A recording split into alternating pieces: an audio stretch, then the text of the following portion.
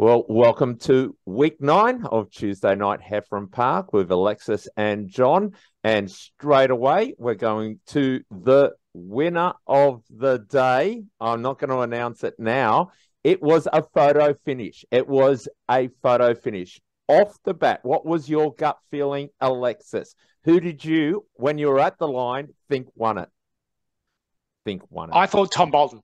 Yeah. Okay. John, you're filming. Who did you, in your gut, think won it? Well, I'll be honest, I didn't actually see the finish because I was filming it. But when I first looked at the video, I gave it to Jack with the better throw.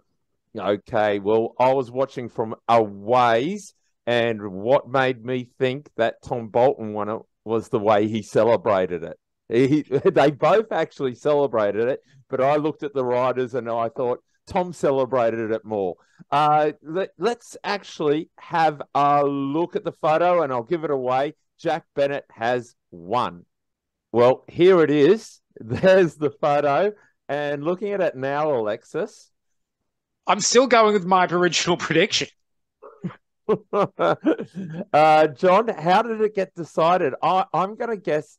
I'm putting my cursor not at the front, at the back, and the distance from the wheel to that line and so forth.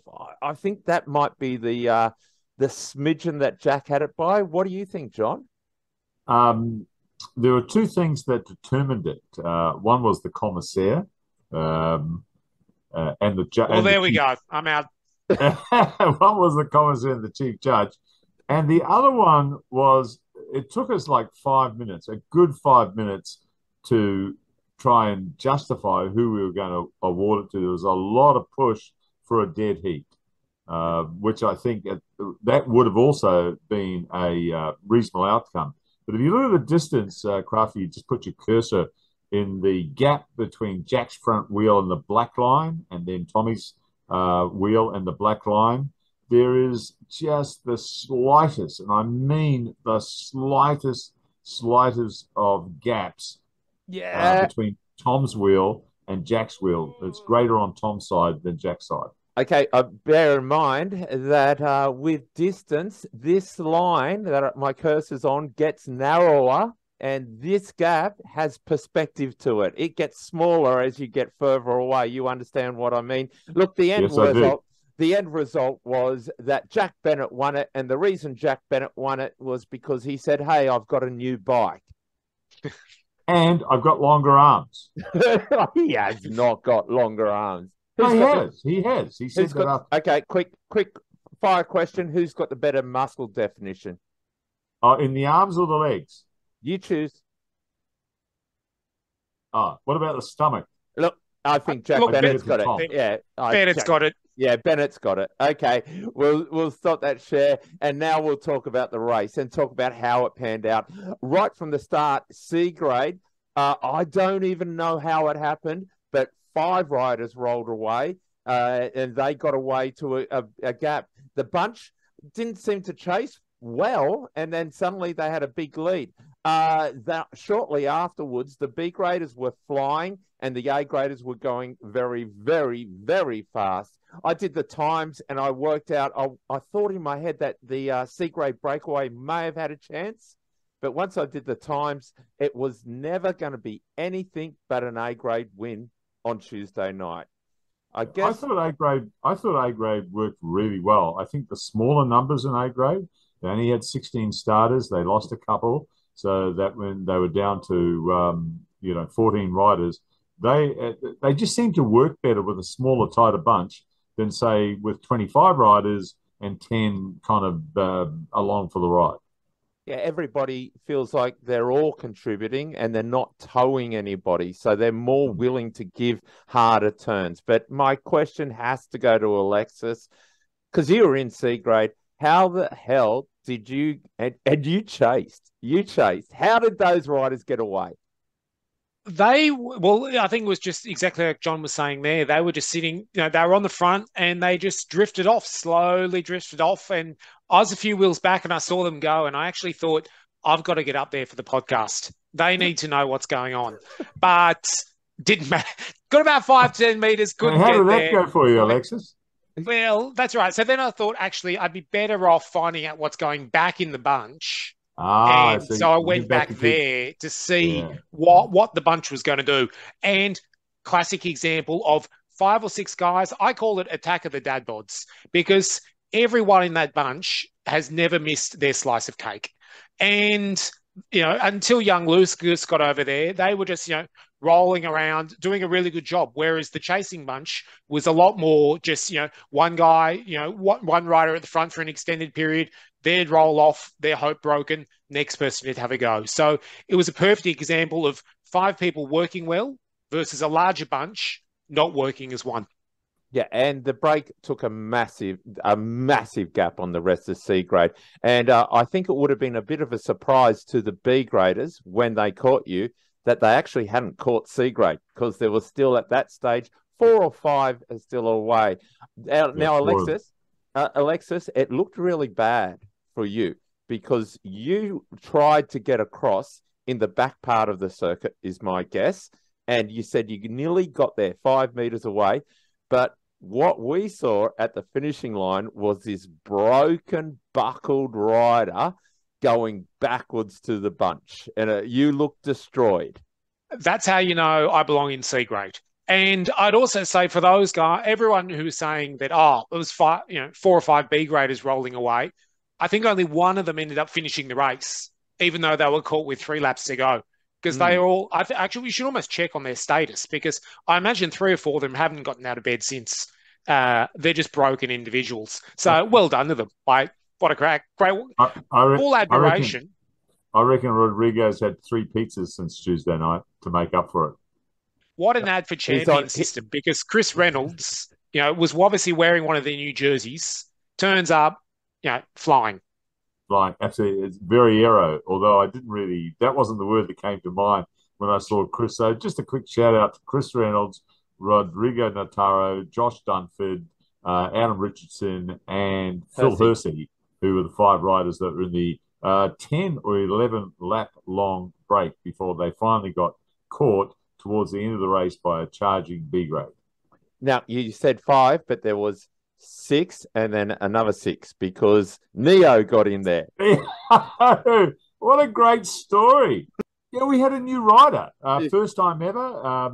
He's studying here in Australia from China and wanted to come and race, signed up on the night at the desk, missed the first lap, jumped in. Where does he jump in? In the break. Go Neo. And he lasted a few laps with them, did well, and then pulled out, and that made 5. But then it became 6, didn't it, Alexis? It did. Young Lucas Stevenson, showed his great strength by being one of the only rider who could bridge across from the C grade bunch. It took him, good ride, 2.5. Yeah, 2.5 laps, and he got a bit of fortune. A real bit of fortune, because A grade had gone past the C grade bunch and he was by himself, still several hundred meters behind the break when the A grade passed, and we just wink a little, and you know what I mean. Look, I think it's one of those, that was probably his best result, I think. And I think he'd actually benefit from staying in C grade. Because what I'd actually like to see is Lucas and his other Rowland mates controlling and dominating the C grade bunch. Because I think, look, no one in C grades are going to complain if they're getting dragged around lap after lap. But if those 3 or 4 can actually work as a team, get week in, week out racing experience, they're all going to be so much better for it. So don't go up, Lucas. Stay in C grade. Get your paycheck every week, but learn and develop as a rider. Okay. What do you reckon we go to the video, guys? Ollie's video. Let's unwrap it. Okay, give us a second. Okay, we're coming into the bell. This is in the finishing straight. Let's dissect it. A grade had caught with about 2.5 laps to go, round about then, John? Yes, and this is just coming into the bell lap, and that looks like Caleb Ewan by those socks. No, it's not Caleb Ewan. It's Willie Heffernan. It's Willie Heffernan. Now, the wind, you can see the flags right now. It is in their face, but from their left shoulder. That's correct, isn't it? Yeah, that's correct. Southeasterly, unusual wind, and all A grade have got it strung out in the right-hand gutter. At this stage, I just wanted to add, there's only 6 B graders left in the race. There's 13 A graders, 6 B graders. That's the race. Okay, and there's Edwin Brits at the front. Now, as we're coming up to the bell, we see Tom Bolton in the orange, and Tom is anchored on Jack Bennett's wheel, and they're a fair way back from the front. They get pushed back a little bit. What's going on here there? Why are they going... How has Oliver lost 5 or 6 wheels there down the straight? Well, no, that's not Oliver. That's Josh Evans. So the camera view is from Ollie Penny, of course. Oh, sorry. Yeah. We've got Will Heffernan in front of us. Roland Delatz with the pink socks. Am I correct, John? That's correct, because 6 or 7 riders have moved up into the wind on the left side to try and jump positions. But, of course, then they hit the wind, turn right by the toilet block and go nowhere. And then the momentum of the inside line takes over again. Yeah, there's number 1, Jack Bennett, right in the center. Tom Bolton is anchored on that. Now, I want to watch that dynamic as it pans out, because we already know they go to the line together. But what happens beforehand? If you look forward, the red jersey is Hugh Harvey. Now, we'll see if we he's can... He's about 5th wheel at this point. Is this Hugh here where my cursor is? Yes, that is Hugh, yeah. Marcus Curley. Marcus Curley. Yep. You got Tom Gray, Edwin Brits on the front. You got Hugh in the red jersey, followed by Marcus, followed by Jesse, followed by Jack, followed by Tom. Okay, who's this? Jesse. That's Jesse. Okay, right. And maybe on my... Hugh, that's Willie trying to squeeze. Right, okay. Let's go for it. Okay, and they're still a long way from the front, Tom Bolton. And Ollie Penny thinks he's got the sprinter's wheel. He's in a good position. Wouldn't you agree, Alexis? I think at this stage he's thinking, well, unlike the other week, I'm not second wheel, so hopefully I'll go one better by being a bit further back. Quite impressive. Yeah, sorry, guys. Quite impressively, the only white number in front of Ollie Penny is Hugh Harvey. That's correct. Yeah, so he knows how to ride his bike. He knows how to find a good position and stay in that position. Doesn't get bumped out of it. Doesn't get intimidated by the position. And part of that is having the confidence, the power, and the strength to hold it. And he does it really, really well. Okay, gentlemen, this is why I've paused it, because get ready to watch Tom Bolton. Right in coming up to the next pimple. He is still on Jack Bennett. I also want you to keep an eye on Jack Bennett and the reaction. You'll know it when you know it. All right. So Bolton still a long way. Lachlan coming backwards. Jack's there. Here we go. Now watch Jack. Did you see his head turn, Jack Bennett? And he's panicking right now. Jesse Coyle on there. And he's Tom Bolton's just seen Marcus, and Marcus knows what to do. He's going to play sweeper. He's got Tom Bolton's wheel, which means no one else has got it. And that's what we call a sweeper in a sprint. You don't have to lead out. That's absolutely right. Well spotted. You don't have to lead out your teammate. As long as you're on the wheel, he knows that no one can come off it. So I'm glad that happened, because until then I actually thought this was the most boring lap of all the weeks. So you've got Edwin on the front coming out of the corner, followed by probably Tommy Gray. Tommy Gray, yeah. Then somebody else. Hugh Harvey. Then Hugh Harvey. Then Tom Bolton, and now Marcus, Jesse Coyle, and we don't see one Jack Bennett. Let's go. Or the ZCC cohort either. Well, they all turn their heads. Here they go now, and that is Jack panicking. Now, watch how tight he gets it. They let him through as well. And he's through, and the wind, he's on the protected side. Hugh starts the sprint. gets a bit of a check there. I want to watch a couple of things here. Hugh has gone relatively early. Someone jumped first, then Hugh went. That was Coyle. Was it? Thank you. Right. And Hugh reacted too quickly. He's going to put himself into a block headwind. Had it not been a headwind, he would have had a chance of winning this. You understand? 4 in a row, yes, absolutely. Yeah, because had he gone early with his strength and power, it would have been almost impossible for the other riders to come around him. Yeah. Now, that he is going to be up against two of the most prolific sprinters at the moment, Tom Bolton and Jack Bennett. But Hugh also pushes a mother of a huge gear. You'll see his cadence shortly. All right. He's out of the saddle now. He's still got Jesse's wheel. And now he's going flat out. It's still time to go. Here we go. And gentlemen, we're going to the line. Look at the pace of Hugh Harvey's legs. They are crawling. Oh, yeah. They are crawling. And right away, you see Tom Bolton with his hand in the air. So that was pretty cool, guys. That was. Yeah. Exciting finish.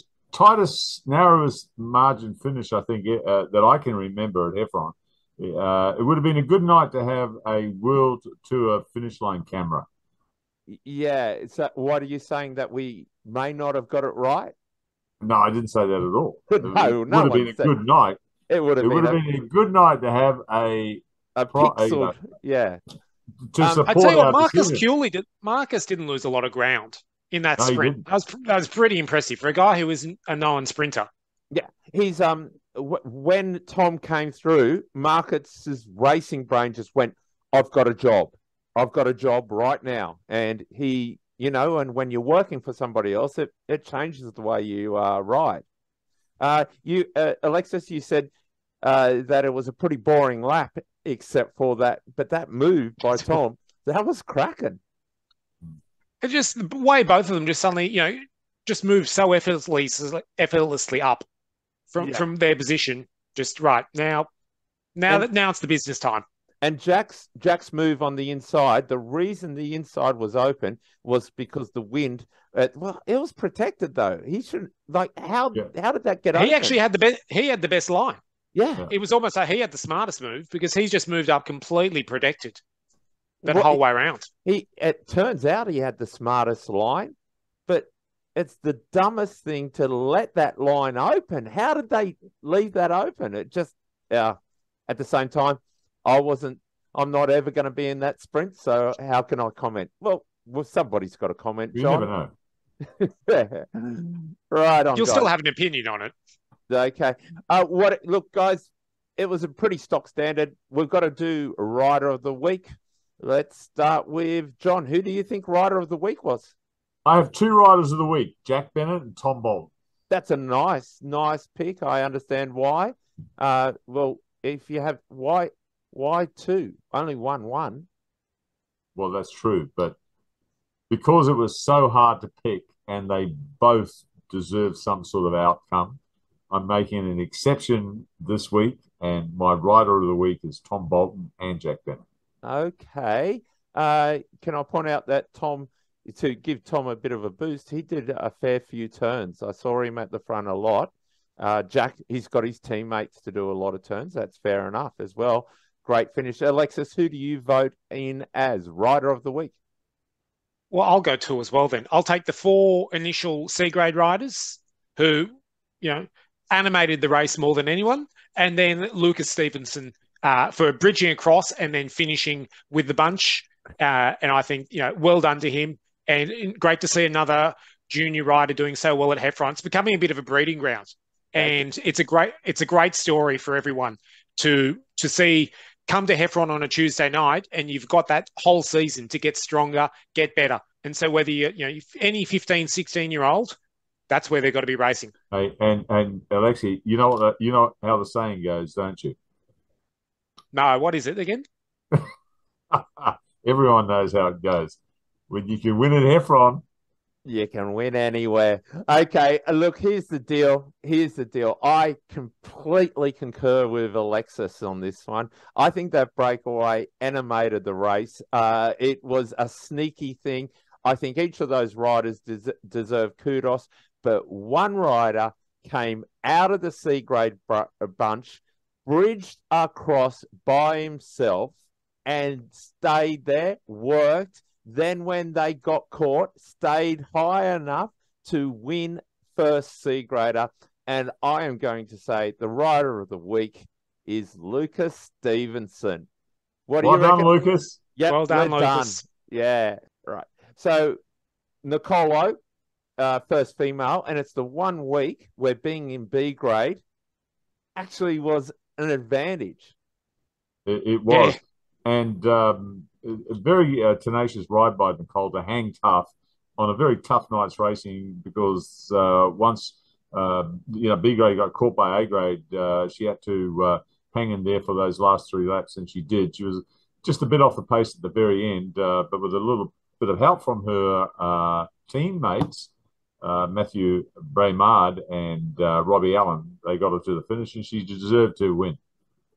Cool. We've got a couple of races coming up, but before we get to those couple of races, John, we've got how many handicaps left? So we've got one more handicap, which is next week, the something like the 7th of December, is it next week? And then is that right? 7? No, that's it's the 6th of December. 6th of so December. Tuesday, the 6th of December, is the last handicap, Tuesday night handicap race for 2022, because the following week on the 13th, we got the 44th annual legendary East Trophy race. The trophy race. Now, should it rain, next week, that week's gone, but if the trophy race gets rained out, John? We've got a week up our sleeves, and we would have it the following week on the 20th of December. Okay. Alexis, there's a couple of other big races coming up. That's right. We've got the Snowy Wilson on at Randwick Botany. We've got the Dulwich Track Night, and we've also got this Sunday at Northern Sydney, the Rob Hodgson Memorial Race. Yeah, and so plenty of racing for everyone to get along to. Full on respect. Rob was a good mate of mine, and to the whole Hodgson family. I'm sorry I can't be there. I'm at a 24-hour mountain biking event. Anything? You fit into mountain biking really well. I've got the face for mountain biking. Yeah. Anything else to add, gentlemen? Just that event on Sunday up at Bowie for Northern Suburbs, the Roy Hodgson Memorial, always a well-attended event. But let's not forget Saturday's activities at Heffron for the Snow Wilson, because Randwick also have that great retro day. And there's even a retro race, I think it's at 2 o'clock, with the main event at 3. So great racing this weekend at Heffron, great racing up at Bowie, and also great racing, like Alexi said, at Dulwich Hill at Tempe on Saturday. Is that Tempe? On the 10th of December is at Tempe. It's the Sydney 1000, brought to you by Shimano, and we'll look forward to that. There'll be beer, there'll be DJ Dev. DJ Dev's going to be there, keeping the tunes going with disco and smoke machines and food trucks galore. Let's wrap it up, guys, and we'll wrap it up by saying, see you next Tuesday. Look forward to it, Crafty. See you, Alexi. Already entered.